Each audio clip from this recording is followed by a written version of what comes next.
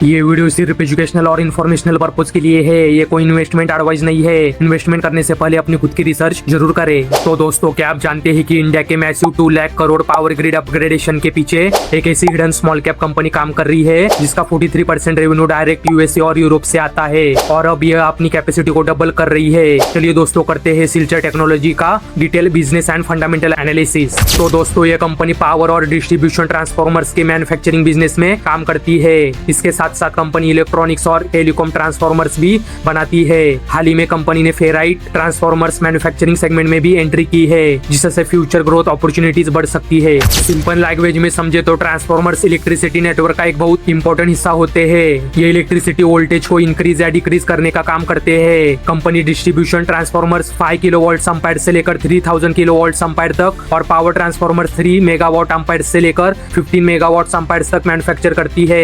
भारत में यह अपने सेगमेंट की एक एस्टैब्लिश्ड ट्रांसफॉर्मर मैन्युफैक्चरर मानी जाती है। कंपनी का मुख्य फोकस पावर और डिस्ट्रीब्यूशन ट्रांसफॉर्मर्स पर है। इसके अलावा इलेक्ट्रॉनिक्स और टेलीकॉम ट्रांसफॉर्मर्स भी बनाती है, जिसका उपयोग टेलीकॉम इक्विपमेंट और इलेक्ट्रॉनिक डिवाइसेस में होता है। फेराइट ट्रांसफॉर्मर सेगमेंट में entry future technology based demand को टारगेट करने की स्ट्रेटेजी का हिस्सा माना जा सकता है। कंपनी का बिजनेस केवल इंडिया तक सीमित नहीं है। FY25 में लगभग 57% रेवेन्यू डोमेस्टिक मार्केट से आया, जबकि 43% रेवेन्यू एक्सपोर्ट से आया। FY22 में एक्सपोर्ट्स केवल 26% थे, जो FY25 में बढ़कर 43% हो गए। यह दिखाता है कि कंपनी इंटरनेशनल मार्केट्स में अपनी प्रेजेंस लगातार मजबूत कर रही है। कंपनी 25 से ज्यादा इंटरनेशनल मार्केट्स में प्रोडक्ट्स एक्सपोर्ट करती है। इनमें USA, Iceland, Oman, UAE, Egypt, Kenya और वियतनाम जैसे देश शामिल है।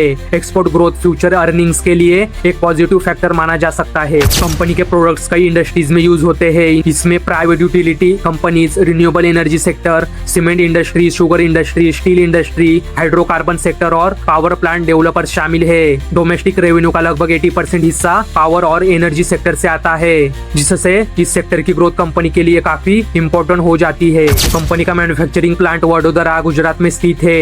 यह फैसिलिटी 17 एकड़ लैंड पर फैली हुई है और लगभग 1.6 lakh square feet built up area रखती है। 9 मंथ्स ऑफ FY26 के अनुसार transformer manufacturing capacity 7500 megawatt ampere है, जिसे एक्सपेंशन के बाद बढ़ाकर 14000 मेगावाट एम्पायर किया जाएगा। FY25 में कैपेसिटी यूटिलाइजेशन लगभग 77% रहा, जो हेल्दी डिमांड को दर्शाता है। कंपनी एक बड़ा एक्सपेंशन प्रोजेक्ट कर रही है। लगभग 6500 मेगावाट एम्पायर एडिशनल कैपेसिटी जोड़ी जाएगी, जिसकी एस्टिमेटेड कॉस्ट करीब 90 करोड़ रुपए है।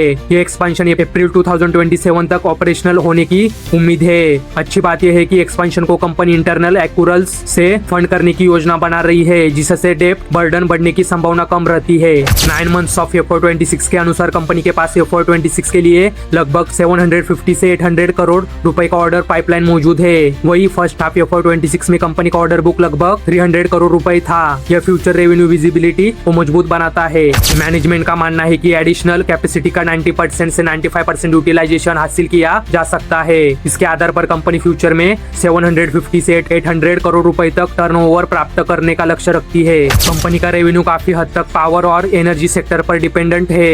यदि इस सेक्टर में स्लो डाउन आता है तो ग्रोथ प्रभावित हो सकती है। दूसरा रिस्क रॉ मटेरियल प्राइसेस में उतार चढ़ाव का है। इसके अलावा एक्सपोर्ट बिजनेस बढ़ने के साथ ग्लोबल डिमांड और करेंसी फ्लक्चुएशंस का प्रभाव भी पड़ सकता है। तो दोस्तों, overall company transformer manufacturing sector की एक मजबूत प्लेयर दिखाई देती है। एक्सपोर्ट ग्रोथ, कैपेसिटी एक्सपेंशन और हेल्दी ऑर्डर पाइपलाइन इसके प्रमुख पॉजिटिव फैक्टर्स है। अगर मैनेजमेंट अपने एक्सपेंशन प्लान्स को सक्सेसफुली एग्जीक्यूट करती है तो फ्यूचर ग्रोथ की संभावनाएं मजबूत दिखती है।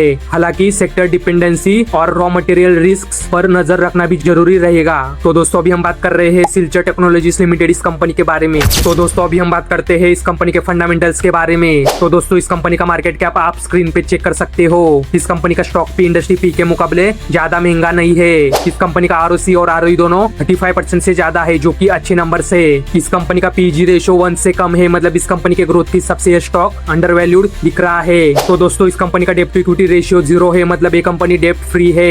इस कंपनी का प्लेस परसेंटेज 0% है। इस कंपनी के प्रमोटर्स के पास 62.1% का स्टेक है। FIs के पास 2.55% और DIs के पास 1.91% का स्टेक है। तो दोस्तों, इस कंपनी का सेल्स और नेट प्रॉफिट आप स्क्रीन पे चेक कर सकते हो। तो दोस्तों, इस कंपनी का सेल्स ग्रोथ और प्रॉफिट ग्रोथ आप स्क्रीन पे चेक कर सकते हो। तो दोस्तों, ये था सिल्चर टेक्नोलॉजी लिमिटेड कंपनी का डिटेल एनालिसिस। तो दोस्तों, अगर आपको वीडियो पसंद आया हो तो वीडियो को लाइक, शेयर शेयर और चैनल को सब्सक्राइब करना न भूले।